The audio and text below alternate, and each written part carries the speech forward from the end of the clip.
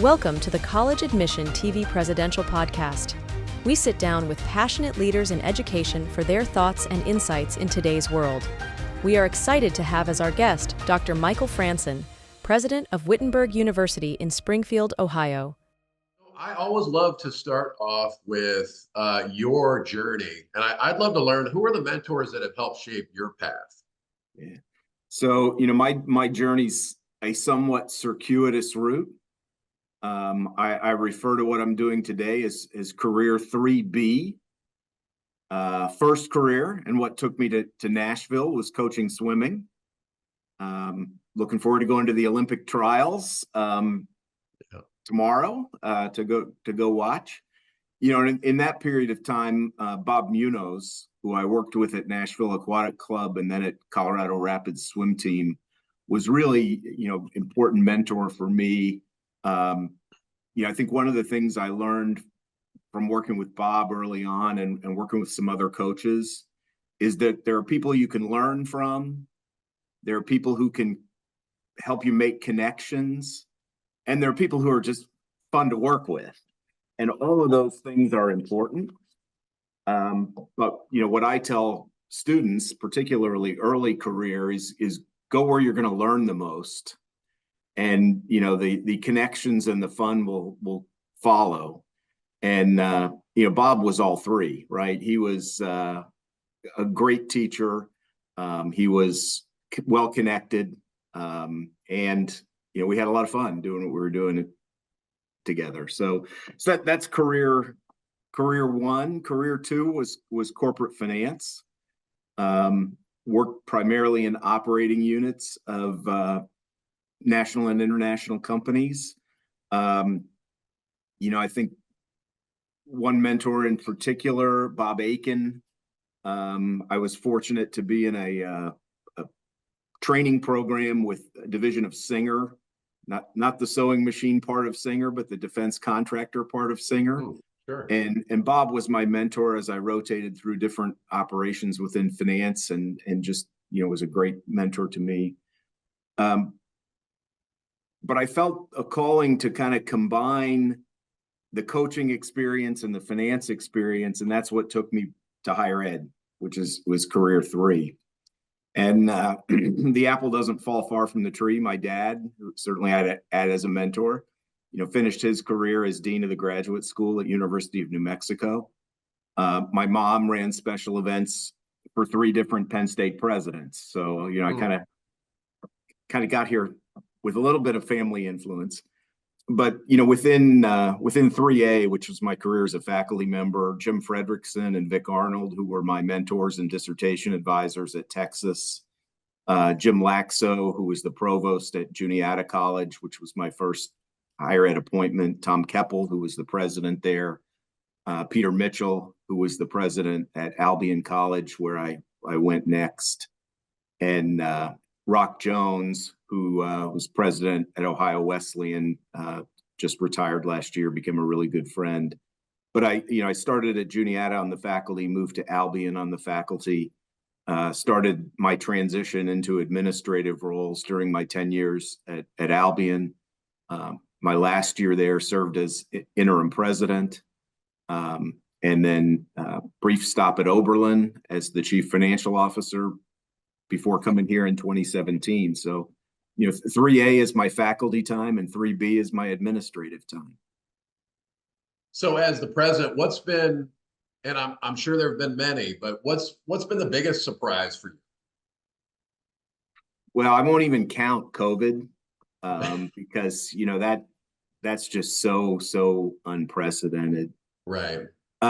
Maybe it's just because it's right in front of me, but this FAFSA fiasco this year has just been a huge surprise. And if we didn't have enough headwinds already, to add that one has just thrown everything into state of turmoil, created a lot of stress for students and parents and us, and that couldn't be done better than it was done is kind of surprising. I think the other thing that's been surprising and maybe it shouldn't be, is just the decline in the college going rate, the proportion of students choosing to go to college that's occurred since COVID. And, we all knew that the birth rate decline was coming, but I think we all were hopeful that the college going rate would at least be stable, if not continuing to grow. And so that change has, again, been a little bit of a surprise. Well, absolutely. And you talked about the FAFSA delays, and I know the percentages they vary by state, but generally speaking, roughly 30%, if not a little higher, of students Right. didn't complete a FAFSA. So, how do you make sure, especially with first generation students, how do you make sure that, okay, now you have students and families maybe leaning towards a gap year. And then there's always that fear of, well, will you go to college? Yes. How do you bridge that gap? Yeah. Well, what we've tried to do is bridge it with proactive and empathetic communication. And I'll see if I can find it here. I'm not seeing it. We sent out a message to parents and students, recasting the free application for federal student aid as the frustrating application for federal student aid, and sent out stickers and just try to make the best of a bad situation. And again, really emphasize being first, or at least early, and empathetic in our communication. And I've gotten lots of positive feedback from families about what we did. Here's what I was looking for. I don't know if you'll be able to see this, but this is oh yeah, I can see it. Sure. The frustrating application for federal student aid, right? And we're nice play on words. At our wits' end, right? So yeah. we tried to make the best of it. And I think we've done a pretty good job. The feedback we've gotten is certainly positive. I went to an alumni event in Cincinnati a couple of weeks ago, and one of the alums there, who has a high school senior, right, off to college in the fall, said, just wanted to let you know that you guys were always first with communication. It was always on point, very empathetic to the family, everybody available when we needed information. But my son's going to the University of Miami, so Miami University here in Ohio. Yeah. Which it was great to hear that we communicated well. Sad to hear that we couldn't get that legacy student to come to WIT. Well, absolutely. And so, when you talk about enrollment and growth and protecting your backyard, more often than not, schools, most of their student population comes from within that 2-hour radius, whatever that is, 75 miles, 100 miles.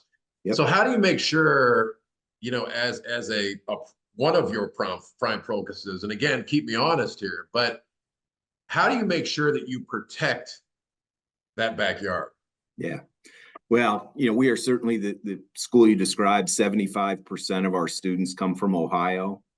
About 20% come from contiguous states. So, we're a regional institution without a doubt.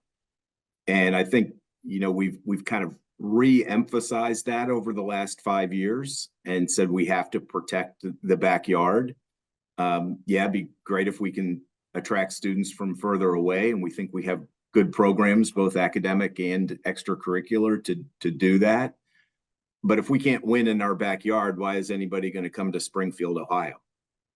And so, we've really worked on a few different levels. Increased brand awareness, working with a marketing partner, increased presence by sending people out, and not just the admission staff, but sending faculty out, sending coaches out. You're really trying to connect on a personal level. We've hosted a number of events on campus for high school guidance counselors that we used to do a decade ago and had stopped doing. And it's well before COVID that we had stopped doing that, but we've brought that back to build those connections. We're also trying to do more to just bring people to our campus. Going on right now is a middle school writing camp that 3 of our faculty have organized. And, I think we've got 25 this week and 35 next week of middle school kids from the local area, just to give them exposure to campus. We have an amazing new athletics facility completed in 2019, and our coaches are keeping that thing busy all summer long with camps. And they're, camps for 8-year-olds to high school kids. And again, just to show them campus, make them feel like they're part of something, and hopefully build a connection that we can sustain to enrollment.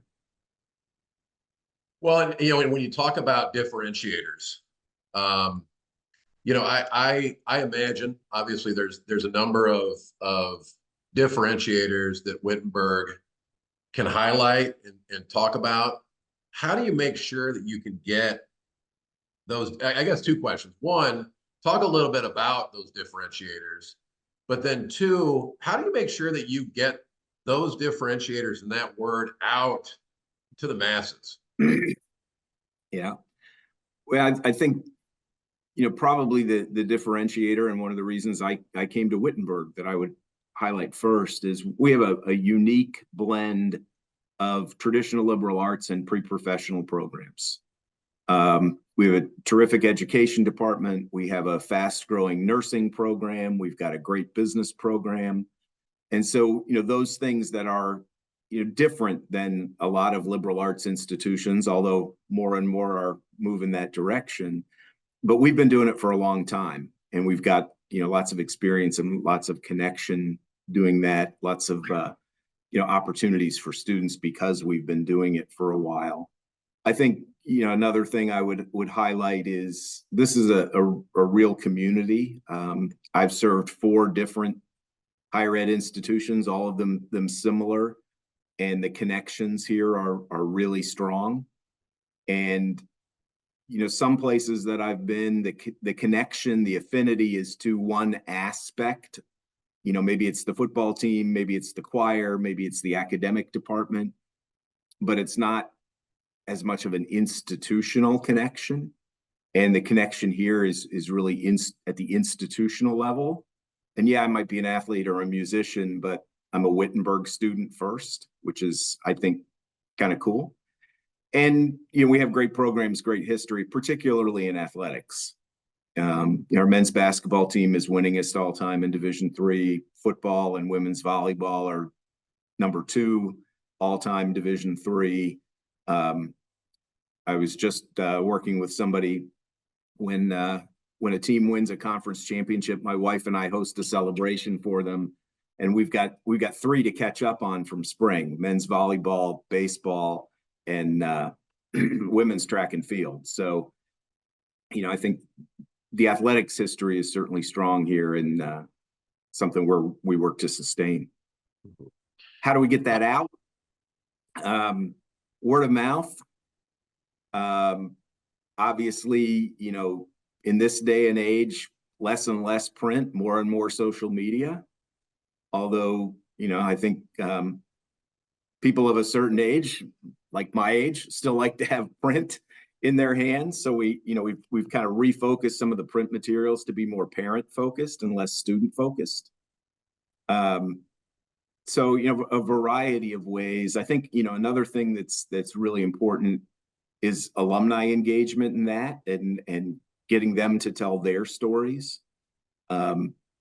We just took a look at alumni engagement, and we measured it by donations. But the period from 2015 to 2019 versus the period from 2020 to 2024, we've tripled the number of alumni donors. Mm-hmm. So we've really, gotten them involved in ways they hadn't been, gotten them re-engaged with the institution, and their stories are our best ambassadors, right? They've had great lives, in part due to their time at Wittenberg. And the more we can get those stories out in a way that's relatable to today's students and families, the better off we are. When you look at career readiness, how do you make sure that students are in fact career ready starting from the time that they are freshmen? Yeah.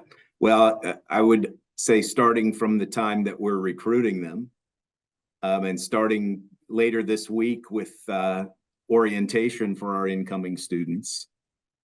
Really, building that as part of what they're here to do is become career ready, and challenging our faculty and staff to keep that at the forefront, and to make sure that, there are lots of things that happen in everything we do here, whether it's a classroom or a court or a concert stage, that develop skills that can be translated. Our 18, 19, 20, 21-year-old students may not know how to make that translation. So we have to help them a little bit. We've got to make sure they can see and tell the story about how they've developed those skills and what that means in terms of what they can contribute to an organization. And so, great leadership in our career development area, great connections between them and the academic departments, the athletic teams, to make sure that that's at the forefront of what we do. We also have just created a program to get local businesses engaged in that a little bit, where if you are a preferred partner with us, your employees can enter our graduate programs at a discounted tuition rate, and dependents of your employees can come as undergraduates at a discounted tuition rate.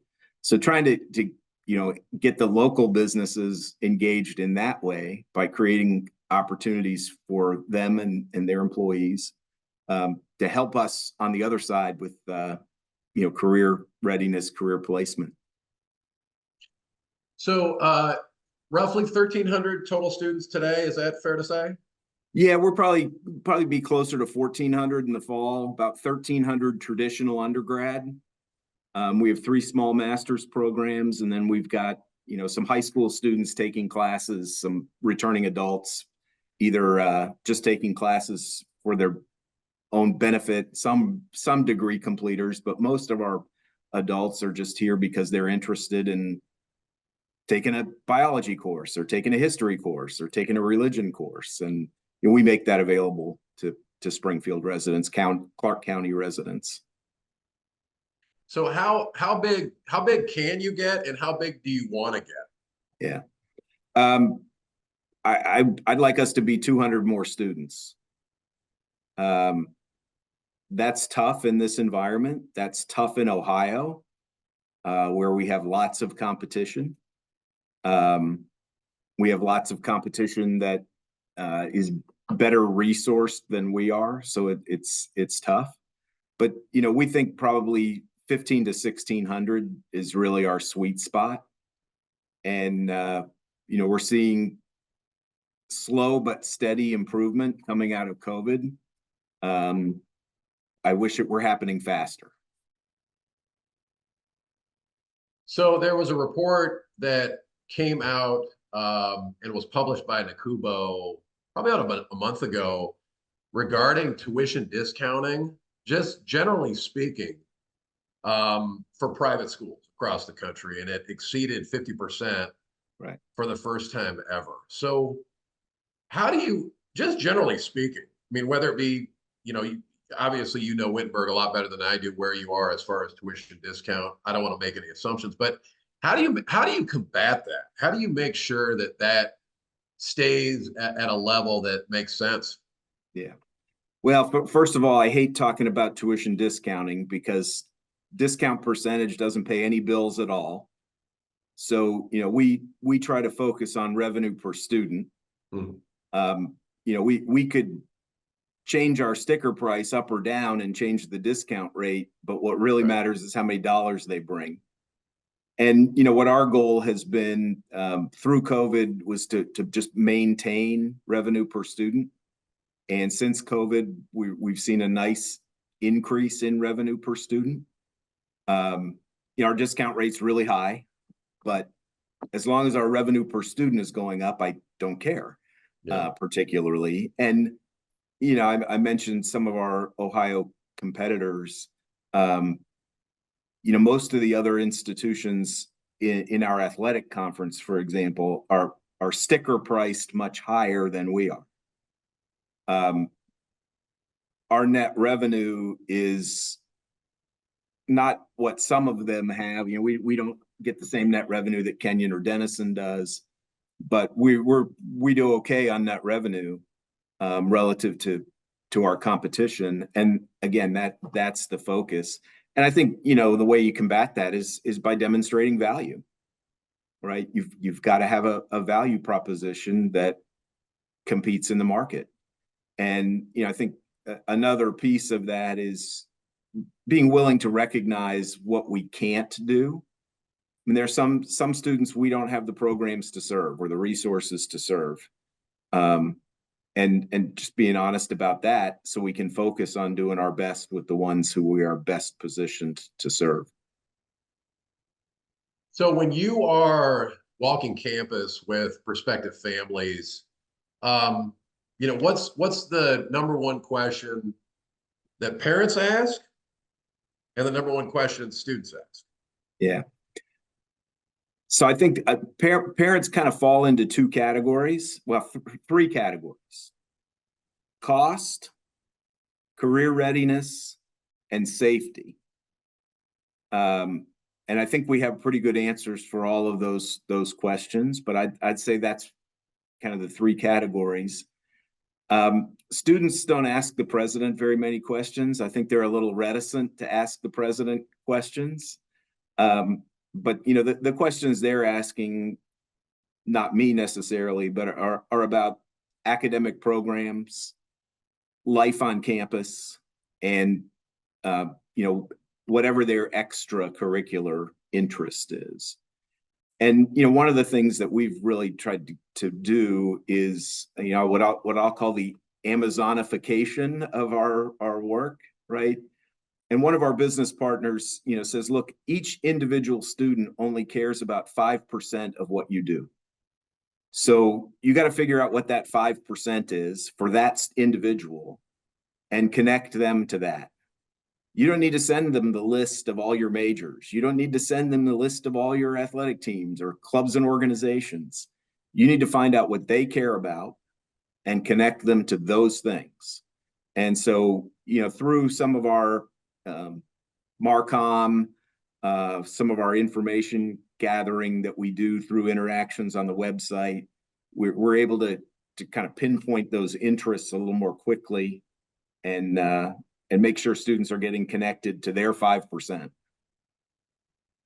So you had talked about alumni engagement. Can you expand on that? I mean, how are you engaging alumni, to your point, so that they can be the champion, for the institution and help with top of the funnel prospects? Yeah. Well, more communication, digital, not much print at all with alumni, and more outreach. We've reinvigorated about 10 alumni chapters across the country.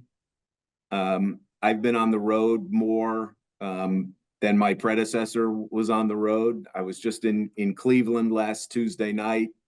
I was in Columbus Thursday before that. I was in Cincinnati not long ago. I was in LA, a few weeks ago. So, really trying to be out there talking to people.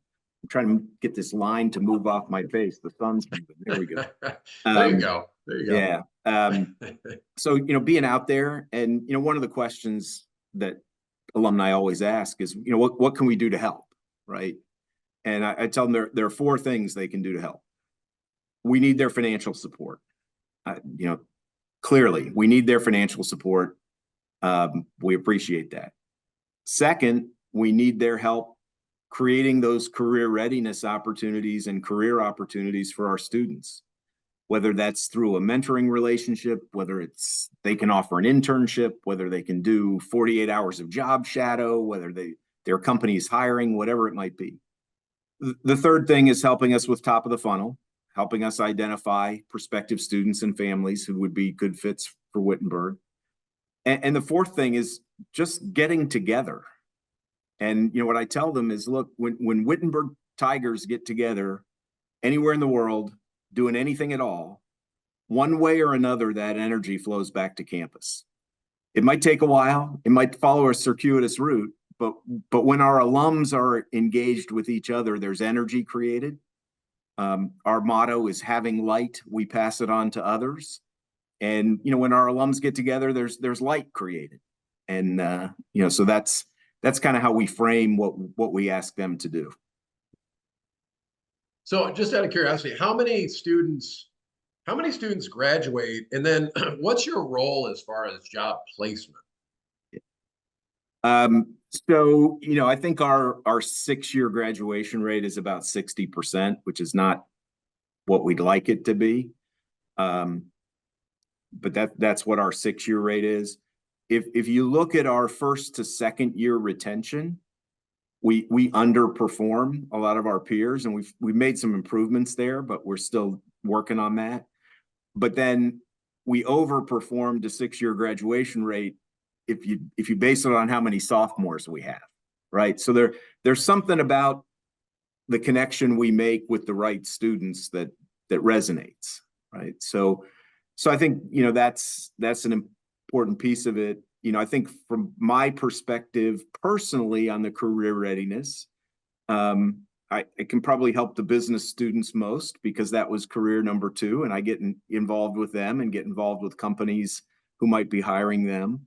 But I think, more than that, it's just talking about it, making sure it's seen as a priority for students, faculty, and staff, and making sure, that our work is visible, that our people are visible, and, on campus and off, so that we can build those connections for opportunities. We just revised our curriculum in 2021. All students now have to complete 3 significant experiential learning opportunities, semester-long internship, semester-long study abroad, semester-long community service project. So they have to do that 3 times within their degree requirements. And, making sure we create those opportunities is a big part of my work and the work of many others. So where do you see Wittenberg in the next 5 years? Tough question. It's not going to get any easier to be a small residential college. And, what I've said to people is we've got to do 3 things. All are necessary, none is sufficient. We've got to keep getting better at what we do really well already, and that's teach traditional undergraduates in a residential environment. We've got to develop new revenue streams, serve different populations with different programs, different modalities as one possibility. And another piece of that is partner with folks. The third thing we need pretty significant capital infusion to improve our physical facilities. We concluded a comprehensive fundraising campaign in 2023. It was the first comprehensive campaign at Wittenberg in 2 decades. That's way too long. We probably should have had 3 cycles during that 20 years. So we've got to keep our pedal to the metal on raising money. Well, excellent. Well, President Mike Frandsen, hey, thank you so much for your time. I mean, this has been great. Yeah, thank you, Brad. Glad to do it. Hope this story resonates with your audience, and tell everyone to come to Wittenberg. We've got a beautiful campus and a great location, and great people, which is the most important thing. Well, absolutely. We really appreciate it. Thanks again. You bet. Take care, Brad. We hope you enjoyed this episode of the College Admission TV Presidential Podcast. Stay tuned for our next episode, where we'll bring you another insightful conversation with a distinguished leader in higher education.